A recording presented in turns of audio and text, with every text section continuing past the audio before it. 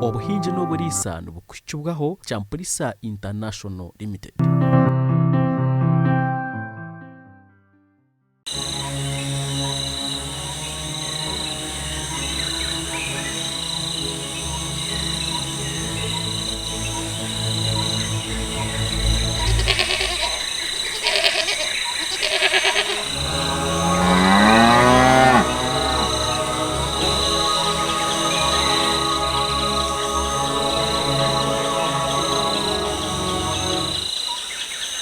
Nakutangira aha program y'Obuhingi n'Okuriisa kandi nyine Amir Wamala turi omurwa Nyangwe Okiruhura kandi tuza kureba aha kuriisa embuzi eza boa. Ogu omurimo gwakora aha famu ye nareba ngu yakora breed y'embuzi za boa echaho nimanyisa ki we naguza abantu abakuba nibenda kuza kuriisa takuguza ababaji mbwenu wabo ry'omuriisa urukwenda embuzi eya boa urugura munyeji stama oyikikane urebe wabanonda kuriisa embuzi ya boa oyine kutwazota. Reka tuganire nawe omuhereza wawe ndi Ivan Tusiime. Amazina ni Wamala Amir. Iki cyaro nibakiyeta ekitokozi rwa Nyangwe kiriho muri Kashonje Kiruhura district. Amir Wamala narga omukyaro kya Kitokozi omurwa Nyangwe Kiruhura akatandika n'embuzi nyankore kuyashanjire zitarukora magoba nikwe kusharamo kutandika kuriisa embuzi za boa kwenda ngo akatunga magoba. Okuriisa embuzi nangwa tinata kiri mu boa nkatandikira mu mbuzi nyankore nareba zikura zuba kandi zikora sente nasharamo kuhindura nazo mu boa Kahindura wireki nkatandika nkamara umwaka actually okutandika nkabana nyenda kutandika na boa kunkana jya nkamaze ntandikire nyankore mbaze nyege ukuba kureberera embuzi so nkabaza nabisazira umwaka gumwe n'ecweka kunafuna experience natandikeze ezo katandikota kunatandikire nkatandika n'empaya nkagura empaya ya boa nakora crossbreed nafuna n'ezindi eza boa konka percentage iri hansi then zampereza abana barungi ate empaya ukajemesa ariye embuzi zinajemisemo keri ya boa keri ya boa najemesa mumbuze nyankore na nembuze zindi za cross zinafunire so niko kumpereza ababana bimukureba nkabo. Project ya boa farming inkembuze zindi konka nizendirebera nizenda kuraraje nizenda kuryombwire nizenda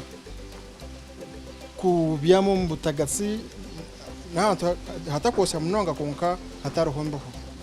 nkabanda kunkureba embuzo kuba kuziraza heru zitine nanka shelter ibyo boa neba neza kurwara pneumonia. Ate kizo cha boa kinye kuba nkirebe kati ate kizo no kireba nko kukiri spaces ziri mwezi nizimara kureta embuhu ekumara ahambuzi then nanibati eseme kunaka kumekinga sure ngo tayine umwanya gw'enjuro kurabamo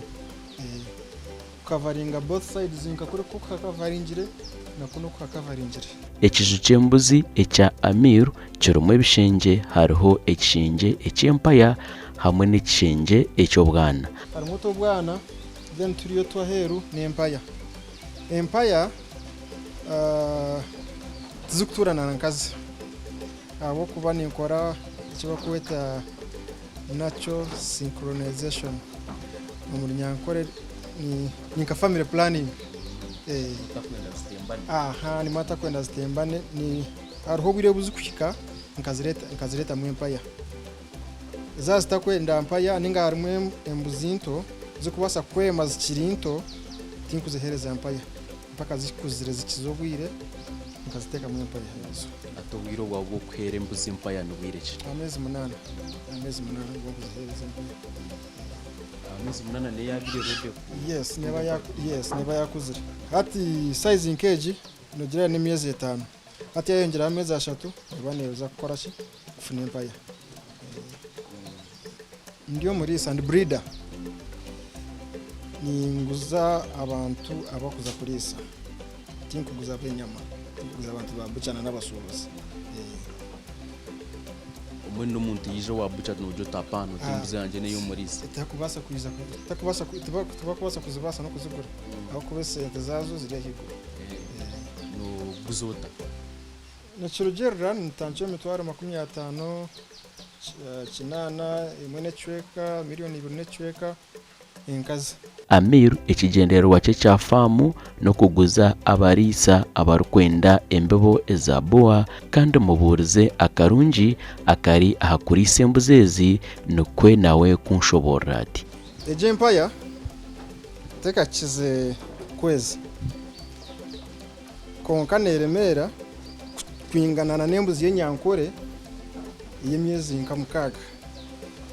wakireba ati Omuriisa wano risembuzi gukora sente no bano rebera mu kilograms empaya no juguriza amezi ngahiwe kutanikira amezi 5 yakuba naye yacucire yarugira ari nyina kandi nyina naye yayemere ati zino no zirisa kikureba ngo za hamutindo kutuzireba feeding yazo yemerire feeding ni ziriya free range ni ziriyo bunyansi nk'embuzi zindi aho kugira ngo twinita karakumara konka wote yinita karakumara nawe no basa kurisa n'embuzi 50 mu ekya no basa koresha kwa kweta zero grazing nagira ngo embuzezi nezenda okureberera kurungi kandi ekiju ky'embuzi kine kuba kiri aha mutindo murungi no kukunda kintu na no kumanya kwega embuzi nizango burofa embuzi nizenda kumonitoringa barebe embuzi ine mwaka rwire oketo mushaho akajijanjaba then na housing okuombeka n'ikintu kikuru munongo tekatangira kuri sambuzezi wina kuombeka enju nungi yazo kandi kugira ngo wo innocent nyinyi ngo yombeke enju eri yawe permanent no embuzi zo zirukwenda nizenda kuzombekera enju okamanya ngo n'ekikoko nicyenda ahantu hari open nkoko kureba ebiba baho kubiri space ejo yemboho na space ejiriyo hansomu itukusigamu neriya yo buhurunguru kurabamo embuzi tekwenda kurara mu nkari tekwenda kurara mu buhurunguru beno ine kutaho buyonjo bw'ekikaca higo munonga kweyera burka sese na no mwazo aho kuba mu ihango ino buzu kwiza zikiza konse yazikasigamo nako buhurunguru kuzukurugamu naho bagaruka beyera obukoryo obwarukoresa n'obuyonjo burungi obw'ekikaca higuru kandi akagumizamo omucujata mu kamera eri kumuhwera kumanya ebirukuba nebikorerwa ha famu ye n'obwakubataro kamera zezo nzinyambaho abo security nintura Kampala kandi famu eri aha ubumwe nimba ni monitoringa kureba nimbarira hembuzi zanje ndeba kuziri ndebe kizuba cyeyerra ndeba n'abakozi okubakora emirimo yona ora Kampala ndi Kampala so no monitoringira so yes ni monitoringira so ejo technology ne koreta neya kamera je neya sora tune masanyaraza kamera neya sora konka noji nekoraga nasimu noji setting za simu omuguma no monitoringira asimu wore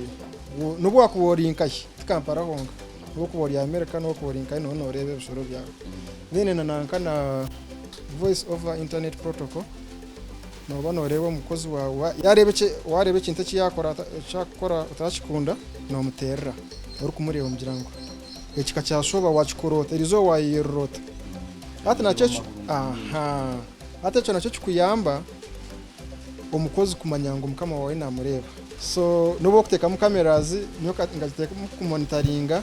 in case abashuma nachi ne recording abyo